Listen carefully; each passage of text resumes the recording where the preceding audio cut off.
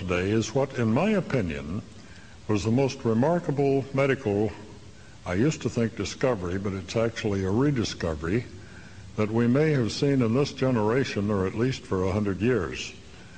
And it has to do basically with a new paradigm in medicine. And that paradigm, which emerged at Albert Einstein College of Medicine in New York City in the spring of 1990, was that all disease-causing bacteria, microbes, germs, pathogens, parasites, and viruses are completely controllable by electrification of the blood. And that means that if you put a very small current, typically 50 to 100 microamperes, millions of an ampere through the blood, it somehow alters the outer protein layer of any parasites known, any germs, any bacteria, so they can no longer attach to human cells, reproduce themselves, use those cells to reproduce their own RNA, DNA, and they die or neutralized in the blood. The body flushes them out through the kidneys, the liver, the lymph, and you're well. Now, when I first read about this, and incidentally, you might find this interesting that it's only been mentioned about 3 times that I know of in the press since its invention, and this happens to be the greatest discovery in medicine that, in my opinion, has been done well forever. The first article on this was in the March 20th, 1991 Science News, page 247, and it announced that Dr. Stephen Kali, K-A-A-L-I, and his colleagues at Albert Einstein College of Medicine had discovered that if they put a couple of wires in a Petri dish containing a high concentration of human blood and HIV, that the HIV virus could no longer attach to those cells. That meant that they had a universal cure for AIDS. But how many times have you read in the press that there is no cure for AIDS, that the government has spent $1.2 to $1.3 billion in researching antibiotics and researching vaccines and researching chemicals that are supposed to slow this down? And the best that I know of that they have come up with to date are the combination therapies. They're called cocktails. And Dr. Wu was made Man of the Year a year and a half ago for pointing out that when you combined AZT, DDI, DD5, you could cut down the AIDS count in the blood tremendously. But what you probably haven't read is the latest research that reveals that a third of AIDS patients cannot take these combination therapies because of gastrointestinal upsets. Another third of them cannot take the viruses because, the antivirals, because it does nothing. They don't get any better, they don't get any worse. And the third that can take them, which represent $5,000 to $20,000 a year in income for the pharmaceutical houses, will very rapidly die the moment they stop taking them. Why?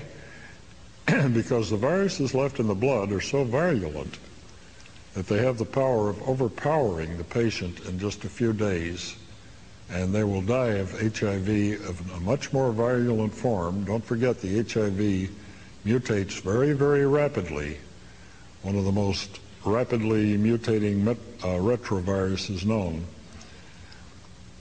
And so it's rather strange that since their discovery, only 3 or 4 articles have appeared.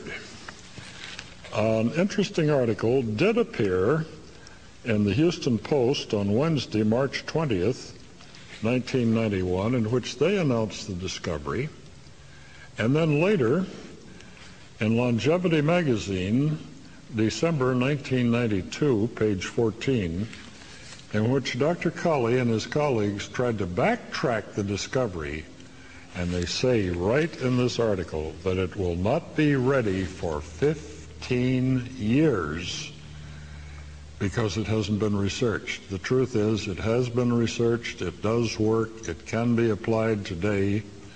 So this 15 years appears to me to be the product of suppression of the information. Somebody doesn't want this information out here, and if people have accidentally heard about it, they've got to tell them, no, it's not ready yet, it doesn't work, etc. Well, in about 1991, I heard about this article, the one in Science News, and I ran to the library to get it, and it was gone. We tried a number of libraries in Orange County, California. Finally, from a librarian, got one of their reserve copies of Science News. So I wrote to the college, and I asked for a copy of the paper. I'm a doctor, not a medical doctor, a DSc, Doctor of Science. If I could have a copy of the paper, which was published in the spring edition of the Conference of Combination Therapies in Washington, D.C., I was amazed to find that it didn't exist. It had been apparently removed from the journals and the proceedings. So I started with a private investigator to find an attendee at the conference that happened to have a copy of this paper, and we found it. It existed. It had been written by Dr. Kaali, K-A-A-L-I, and Associates, and it gave me the basic information that they had made this discovery, and it later turned out not to be a discovery at all. It was a total rediscovery. It did work. Now, who would like to see this information suppressed? Well, just guess what this is going to do in decimating the incomes of the medical profession, the doctors, and cutting the incomes of the pharmaceutical houses to practically nothing. So what I did is I designed and built apparatus for doing this work at home. And you can cure yourself at home with no doctors, no nurses, no drugs, no herbs, no pharmaceuticals, easily. And at the time we thought about 21 days, now it's about 4 to 5. But this is the original article that I wrote and published and gave away. I never charged anyone a nickel for this work. And because 10-year-old kids who were computer nerds could build it, but some people couldn't, we published a complete parts list, which you take to Radio Shack, put on the counter, and if you don't know what a resistor is, you let the clerk get it for you, and it costs 15 cents. 100K pot costs $1.34, etc. But with this complete parts list, and any 10-year-old kid who knows which end of a soldering iron to hold, you can cure yourself. Now, this is pretty remarkable because the message here is basically take back your power. You yourself have the sovereign power over controlling any infectious disease. Now, diabetes is not considered an infectious disease, multiple sclerosis, etc., etc., etc., broken bones. But if your disease is based on any infection from any known or unknown parasite, virus, germ, fungus, it will cure it.